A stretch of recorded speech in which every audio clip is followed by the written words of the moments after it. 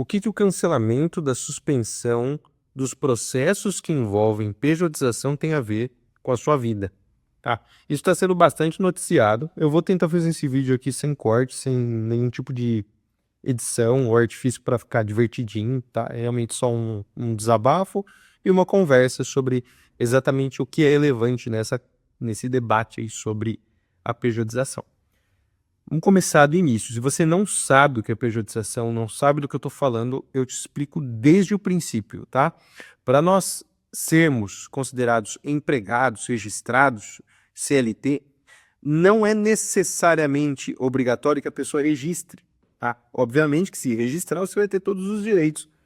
Mas o que eu quero dizer é que se você reúne os requisitos que estão atrelados à condição de um empregado, você pode pleitear depois os seus direitos na Justiça do Trabalho. Então, se eu tenho horário para entrar, horário para sair, se eu tenho chefe, se eu não posso faltar, faltei, tenho que apresentar atestado, se o chefe está contando comigo todos os dias, se você reúne essas características, você é considerado um trabalhador CLT, ponto final. Tá? Isso é o que está na CLT, no código, que CLT é a consolidação das leis trabalhistas, é um pacote de leis trabalhistas que a gente sintetizou num livrinho. Pois bem, entendendo isso, você entende por que as pessoas entram com processo contra as empresas pedindo vínculo de emprego, pedindo para registrar a carteira. Às vezes a pessoa contrata sem registro. Mas o que começou a acontecer depois que inventaram as microempresas individuais, os MEIs, né? E, em geral, os CNPJs. O que começou a acontecer? Simplesmente as empresas chegavam para o camarada, falavam, camarada, ao invés de eu te contratar como um empregado normal, ao invés de registrar sua carteira, tudo certinho, pagar seus direitos, vamos fazer o seguinte, você abre uma empresa, né, abre um CNPJ aí no seu nome, e eu vou te contratar como se fosse uma prestadora de serviço para mim. Quando isso é real, você percebe que, se eu for uma empresa, eu vou lá numa outra empresa prestar serviço, eu presto serviço 1 mês, 2 meses. Exemplo, sei lá, uma empresa que faz limpeza de caixa d'água. Eu não vou lá todos os meses, todos os dias, entrar e sair, bater crachá. Não, é uma prestação de serviço eventual, um negócio pontual. Hein? Mas aí começaram a usar essas empresas, esses CNPJs, para contratar uma pessoa disfarçada de empresa. Tá? Isso levou a uma série de processos trabalhistas. Essas pessoas que abriam empresas, começavam a trabalhar para outra empresa maior, por um salário, entrava todos os dias, sofria acidente de trabalho, tinha que bater crachá, tinha que bater ponto, se faltasse tomava advertência. Essas pessoas começaram a ficar bravas, porque, poxa, eu tô aqui me humilhando e eu não tenho fundo de garantia, não tenho férias, não tenho plano de saúde. E aí que começou a chover um monte de processo. Isso ao longo do tempo até que dava certo, né? Esses processos até que dava certo. Até chegar um momento em que houve tantos processos que aí o Gilmar Mendes, e eu falo assim do ministro, poderia ser qualquer um, tá? Não é nada contra Gilmar Mendes. Eu já tenho minhas críticas pessoais aqui no canal ao Gilmar Mendes, mas eu não tenho nada a que dizer a respeito disso. O Gilmar Mendes falou, peraí, tem muito processo, pessoal, tem muito processo aqui, tá chegando muita coisa pra gente julgar, tá virando bagunça, vamos fazer o seguinte, aí, lá atrás, se eu não me engano, em abril de 2025, Gilmar Mendes canetou e falou, tudo que tiver discutindo a respeito de vínculo de emprego, nós vamos parar, não vai ser julgado, vai ficar parado o processo, esperando a gente decidir o que fazer. Em geral, tá, galera? Não é necessariamente só sobre vínculo de emprego, mas envolve sim pejotização e o termo. Isso é até um adendo importante, um parênteses importante. O termo pejotização é justamente porque vem da palavra PJ, né? Ou melhor, da sigla PJ, que é pessoa jurídica. E aí o fenômeno de utilizar pessoas jurídicas para contratação é chamado de pejotização, ok? Aceitamos esse adendo? Beleza. E aí o que aconteceu agora, recentemente, que é o que está sendo noticiado aí como se fosse a melhor notícia do ano, ou a pior notícia do ano, é que simplesmente o Gilmar Mendes chegou e falou, Ó, lá atrás eu tinha falado para parar os processos. Ok. Porém, o fato de ter paralisado todos os processos que discutiam vínculo, pejotização e por aí vai, gerou tantos processos parados que isso no futuro vai ser preocupante. Então agora ele falou, poxa, tomei uma decisão lá atrás que não foi muito acertada. Vamos fazer o seguinte, cancela a suspensão, podem voltar a julgar, vai julgando aí, resolve o que vocês têm que resolver.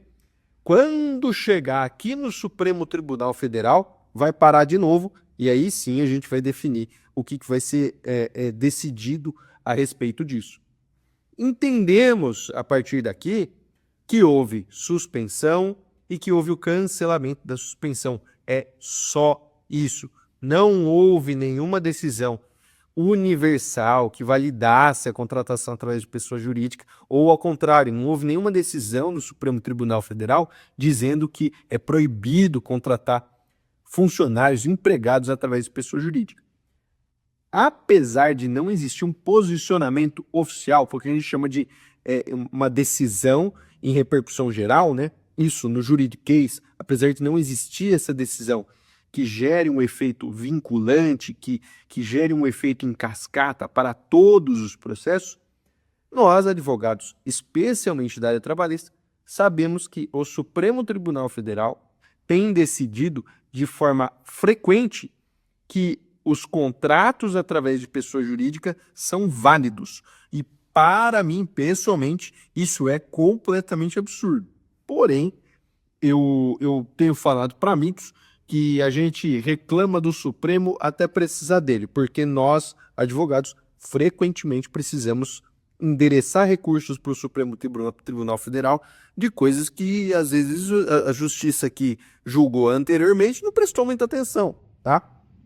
Então, assim, existe uma crítica pessoal e particular a esses julgamentos que o STF tem feito, mas, ao mesmo tempo, enquanto nada é decidido, eles também geram muita insegurança jurídica.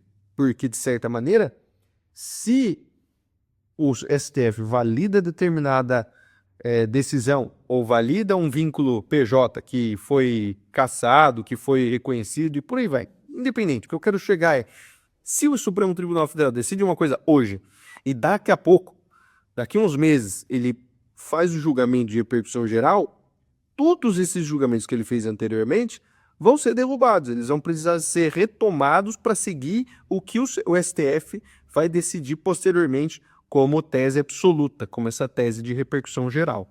Então, vocês percebem que a discussão do que passa na televisão é muito pequena, ela é muito superficial, perto do que é a realidade sobre o que está acontecendo nos contratos de trabalho hoje em dia.